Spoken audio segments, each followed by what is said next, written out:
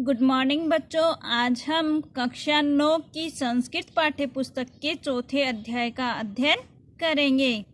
चतुर्थ पाठ है, चौथा पाठ कल्पतरु है। कल्पतरु इसके आगे का भाग है कि अस्मिन् अनुकूले स्थिते, इसके अनुकूल स्थिति में होने पर शक्रो अपि इंद्र भी न अस्मान् बाधितुं शक्नुयात्, हमारा कुछ भी बाधित नहीं कर सकता है, अर्थात हमें किसी भी तरह की बाधा उत्पन्न नहीं कर सकता है।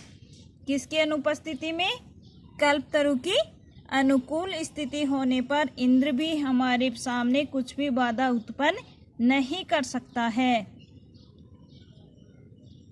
न अस्मान, न प्लस अस्मान, यहाँ पर दीर्घ संधि है।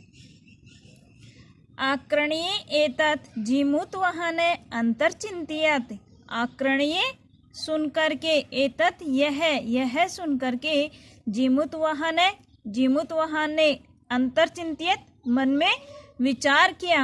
अहो बताए कि अरे बताओ, ईदर्शम अमरपादपम प्राप्य अपि पूर्वे है पुरुषे अस्माकं तादर्शम फलम किम अपि न आसीदितम, किंतु केवलम कश्चिद देव कृपणे कश्चिद अपि अर्थो अर्थित है कि ईदर्शम, इसके सम्मान, अमर पादपम, इस अमर पादप के सम्मान, प्राप्य भी प्राप्त करके भी, पूर्वे पूर्वज, पुरुषे पुरुष, कि हमारे जो अस्माकम, हमारे जो पूर्वज हैं उन्होंने तादर्शम फलम किम अपि न आसीदितम, ऐसा कोई फल प्राप्त नहीं किया, किंतु केवल कश्चिद देव कृपणे, थोड़ी सी, कृपणे दया, कश्चिद अर्थो अर्थित है कि थोड़ा सा धन ही प्राप्त किया है। अद अहम अस्मात्, कि अब मैं इससे मनोरथ अभीष्टम साधयामि इति, अभीष्ट मनोरथ को सिद्ध करूंगा, अर्थात अब मैं इससे मन की इच्छा है, जो अभीष्ट इच्छा है, उसको सिद्ध करूंगा। एवं अवलोच्य स पितुर एकांतम आगच्छत, यह बोल करके वह पिता के पास गया। आगत्य च सुख मासीनम पितृ एकांते निवेदयत्, तातः आगत्य आकर के, पिता के पास आकर के, सुख आसीन है आराम से, पितृ एकांते एकांत में बैठे हुए, आराम से एकांत में बैठे हुए पिता से निवेदन किया कि तात त्वं तु जानासि एव यद अस्मिन् संसार सागरे अशरीरम इदम सर्वम धनम विचिवंचलम, कि तात त्वं तु जानासि, तुम तो जानते हो, यद अस्मिन, कि इस संसार सागर में, आशरीरम इदम, शरीर से लेकर के, सर्वधनम, संपूर्ण धन, विचिवंच चंचलम, लहरों के समान चंचल है। विचि यानी लहर, लहरों के समान चंचल है। एक है परोपकार है कि एक परोपकार ही, एव अस्मिन संसारे अनश्वर है, संसार प्लस अनश्वर है, पूर्व रूप संधि है।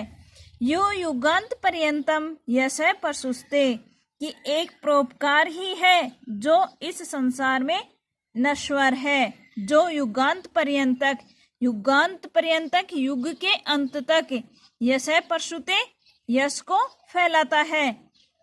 तद अस्माभि ईदर्शम कल्पतरु किम अर्थे रक्ष्यते, तो ये कल्पतरु कि किस लिए रक्षा किया गया, तो कि यह कल्पतरु किस लिए रक्षा किया गया।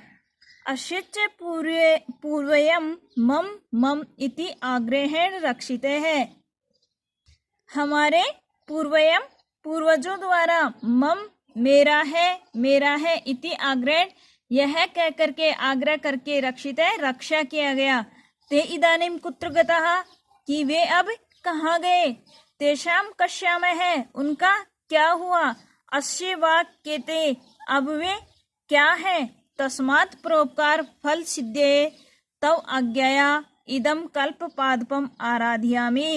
अब मैं उस परोपकार की फल सिद्धि के लिए ही परोपकार की फल सिद्धि के लिए ही आपकी आज्ञा से इस कल्पतरु की आराधना करूंगा। अथ पित्रा तथा इति अभ्ये अनुज्ञात है स जीमूतवाहन कल्पतरुम उपगम्य उवाच। ऐसा पिता से कह करके अभ्युनुज्ञात है अनुमति पा करके कि वह पिता से अनुमति पा करके से वह जीमूतवाहन कल्पतरु के उपगम में पास में जाकर उवाच बोला कि देव है तवैया अस्मत् पूर्वेशाम अभिष्टाः कामा पूरिताः। कि हे देव आपने अस्मत् पूर्वेशाम हमारे पूर्वजों की अभीष्ट कामना को पूर्ण किया। तत् एकम कामम पूर्यम मेरी भी एक कामना को पूर्ण करो। यथा पृथ्वीम अदरिद्राहम पश्यामि कि इस पृथ्वी पर दरिद्रता को देखा है तो दरिद्रता न हो। तथा करो तु देव इति ऐसा करो देव कि इस पृथ्वी पर दरिद्रता न हो। मैं इस दरिद्रता को देखता हूँ तो इस पृथ्वी पर दरिद्रता को न देखूं। तथा करो तु देव कि आप ऐसा करो।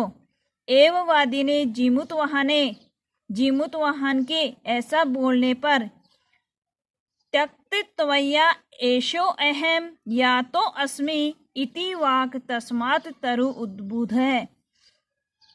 तक्त त्वया तुम्हारे द्वारा छोड़ा हुआ एषो अहम मैं या तो अस्मि जाता हूँ कि तुम्हारे द्वारा छोड़ा हुआ मैं जाता हूँ। इति वाक्य ऐसा बोल करके तरो उद्बुहात उस पेड़ से वाणी उत्पन्न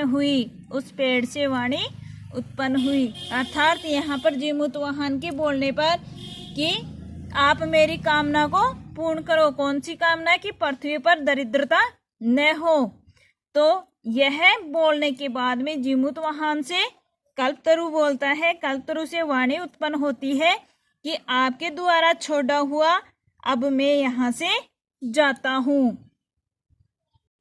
क्षणेन च स कल्पतरु है दिव्यम सम उत्पत्ते भुवि तथा वसूनि अवर्षत यथा न को अपि दुर्गतः आसीत। क्षणेन क्षण भर में ही स वह कल्पतरु दिव्यम स्वर्ग में उत्पत्ते उछल करके क्षण भर में ही वह कल्पतरु स्वर्ग में उछल करके भूविम पृथ्वी पर वसूनि धन की अवर्षत वर्षा करता है तथा जिससे न को अपि कोई भी दुर्गत है आसित कोई भी दुर्गत यानी दुखी व निर्धन आसित रहता है कि उससे कोई भी दुखी व निर्धन नहीं रहता है।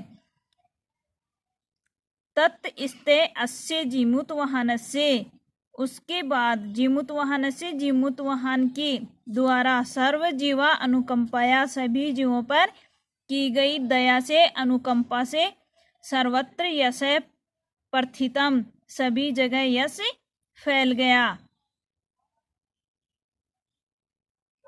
ये अपना चौथा जो पाठ था कल्पतरु पूर्ण हो चुका है। आपको इसकी सप्रसंग व्याख्या करनी है। धन्यवाद।